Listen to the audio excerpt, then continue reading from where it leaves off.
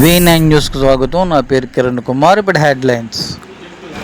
CIT 18వ అఖిల భారత మహాసభల సందర్భంగా ఈరోజు జగదాంబ వద్ద ఉన్న సిఐటి ఆఫీసులో సెమినార్ కార్యక్రమం జరిగింది.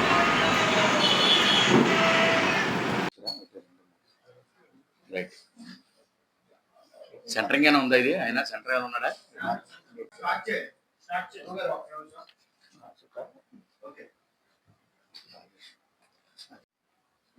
సిఐటియు కేవీపీఎస్ పక్షాన నమస్కారం తెలియజేస్తా ఉన్నా. ఆంధ్ర మాల్యాద్రి కుల వివక్ష వ్యతిరేక పోరాట సంఘం కేవీపీఎస్ రాష్ట్ర ప్రధాన కార్యదర్శి.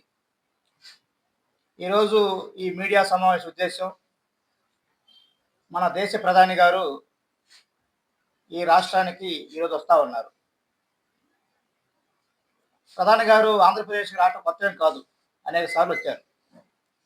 మొదటగా ఆంధ్రప్రదేశ్ ఏర్పడినప్పుడు అమరావతి ప్రారంభానికి చెమ్ముడు నీళ్లు గుప్పిడి మట్టి తెచ్చారు.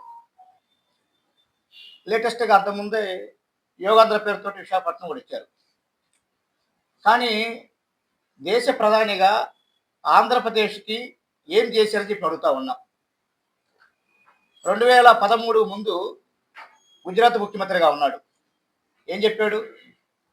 నేను గుజరాత్ ముఖ్యమంత్రిగా ఉన్నాను, దేశంలో నిరుద్యోగం పెరిగిపోతూ ఉంది, నన్ను గనక దేశ ప్రధానిగా చేస్తే సంవత్సరానికి 2 కోట్ల ఉద్యోగాలు అన్నాడు, ఇంటికి ఒక ఉద్యోగం అన్నాడు. మరి వచ్చి ఈరోజు దాదాపు 14-12 సంవత్సరాలు కావస్తా ఉంది. మరి ఏ ఉద్యోగాలు ఏవి? ఎక్కడ ఉద్యోగాలు లేవు. ఉద్యోగాలు ఇవ్వకపోగా ఈ దేశంలో ఉన్నటువంటి ఏదైతే కీలకంగా ఉన్నటువంటి ప్రభుత్వ రంగ సంస్థలు ఉన్నాయో, ఈ ప్రభుత్వ రంగ సంస్థ మొత్తాన్ని కూడా కార్పొరేట్ శక్తులకి కట్టిపెట్టడం కోసం ప్రయత్నం చేశాడు. ఈరోజు ఆవు అనేటువంటి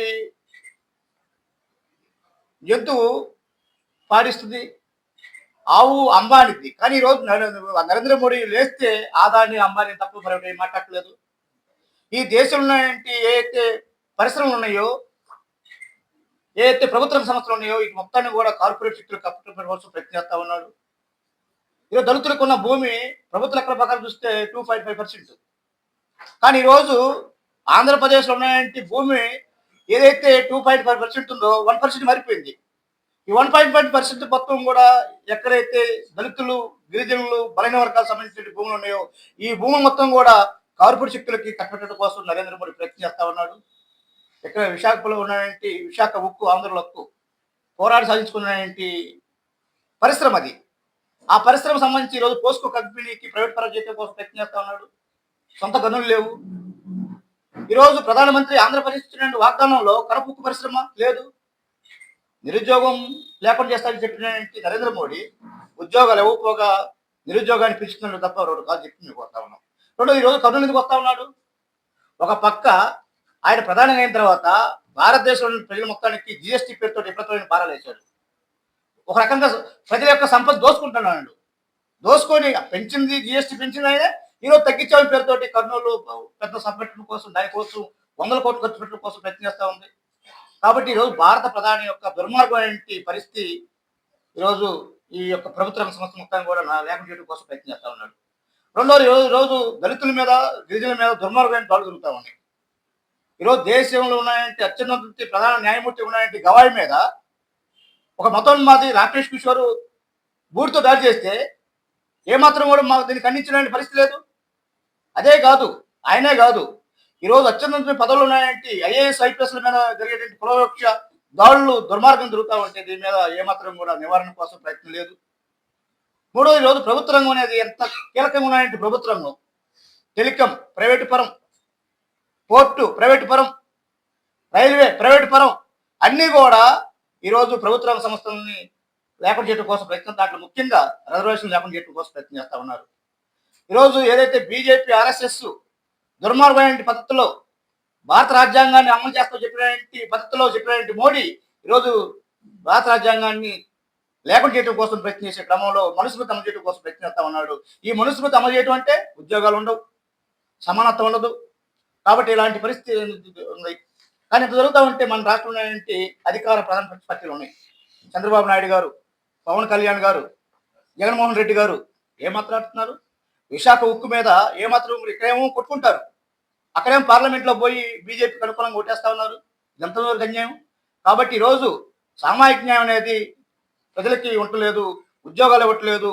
ఈ క్రమంలో మన విశాఖలో కుల వ్యతిరేక పోరాట సంఘం కేవీపీఎస్ సంయుక్తంగా ఆధ్వర్యంలో ఒక రకంగా చెప్పాలంటే బీజేపీ అధికారంలోకి వచ్చిన తర్వాత కార్మిక హక్కుల్ని కాలు రాశారు. 4 లేబర్ కోడ్ల పేరుతోటి పనివారం చూస్తూ ఉన్నారు.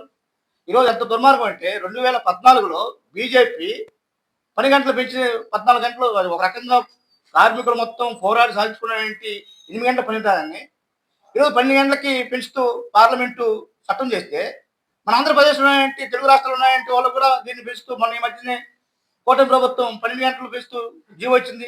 కాబట్టి ఈరోజు కార్మిక హక్కులను కాలు రాస్తున్న పరిస్థితుల్లో లేబర్ కోర్టులు వచ్చి ఈ రకంగా దుర్మార్గమైన పరిస్థితుల్లో సిఐటి జాతీయ మహాసభలు మన విశాఖ జరుగుతా ఉన్నాయి. విశాఖ వారు ఆతిథ్యం ఇస్తా ఉన్నారు.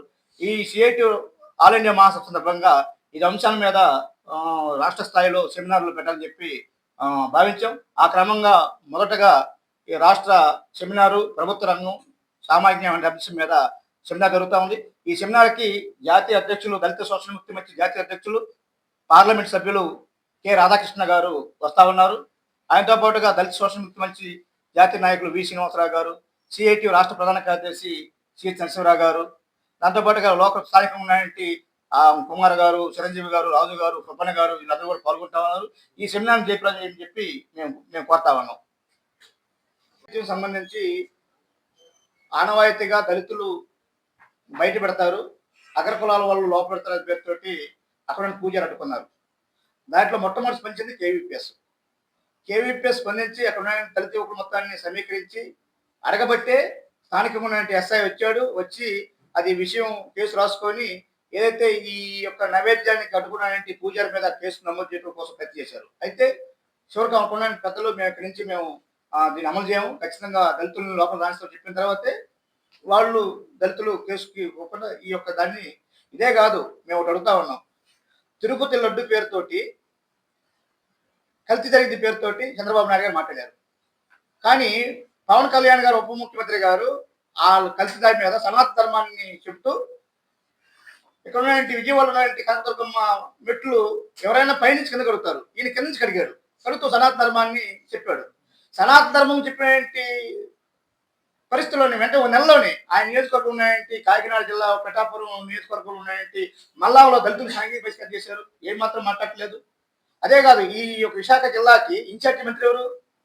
రాష్ట్ర సాంఘిక సంక్షేమ శాఖ మంత్రులు రోల బాల వీరయ్య స్వామి, ఆయన విశాఖ జిల్లాకి ఇన్ఛార్జి మంత్రి. ఆయన నియోజకవర్గం కొండేపి నియోజకవర్గంలో ఉన్నటువంటి గరుమల్లి మండలం కే పెట్టకుండే గ్రామం, అది జాతీయ రహదారిలో పక్కనే ఉన్నటువంటి గ్రామం. బుద్ధుడి విగ్రహం, బుద్ధుడిని చిత్రపటం, అదేవిధంగా అందరూ అంబేద్కర్ ఇద్దరు చిత్రపటాలని ఊరేగింపుకుంటే ఆ ఊళ్ళో ఉన్నటువంటి పెత్తందాలు అడ్డుకున్నారు. పెత్తందాలు అడ్డుకుంటే దాని మీద కేసు నమోదు చెప్పి దళితులు కేవీపీఎస్ దళిత సంఘాలు డిమాండ్ చేస్తే ఈ మంత్రి మాట్లాడలేదు. మాట్లాడకపోగా దాన్ని కప్పించడం కోసం ప్రయత్నించాడు. ఇదే కాదు, ఈరోజు రాష్ట్ర హోంశాఖ మంత్రులుగా ఉంది అనితమ్మ, పక్కనే ఉన్నటువంటి పైకరాపురం నియోజకవర్గ ఎమ్మెల్యే, రాష్ట్ర హోంశాఖ మంత్రులు. మేము చాలా ఆనందపడ్డాం. ఏం ఆనందపడ్డాం? ఒక దళిత మహిళకి ఇచ్చారని చెప్పి ఆనందపడ్డాం. ఏమైంది?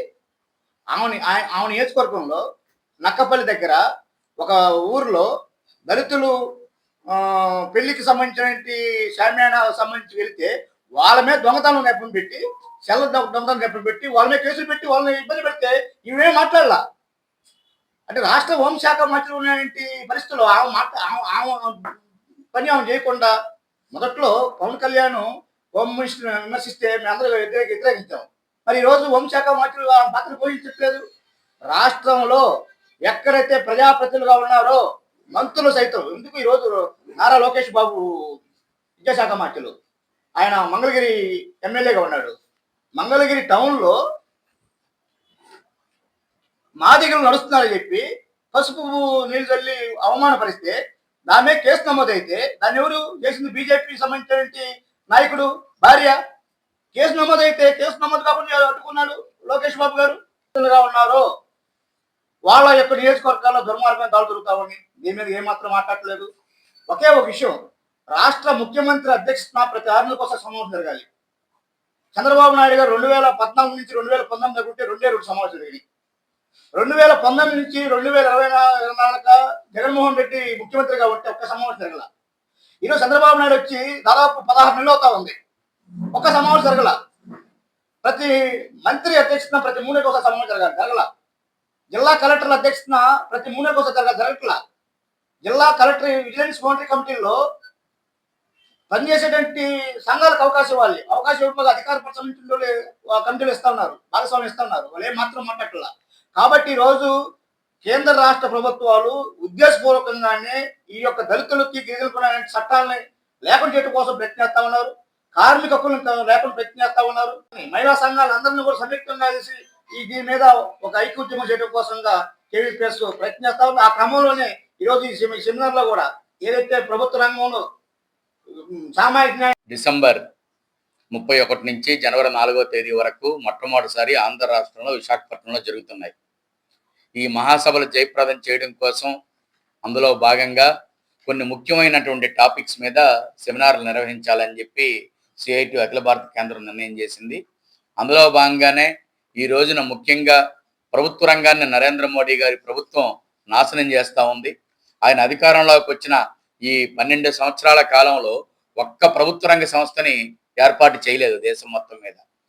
గత 70 సంవత్సరాల నుంచి ఏర్పడినటువంటి ప్రభుత్వ రంగ సంస్థలన్నింటినీ తెగనమ్ముతూ ఉన్నాడు.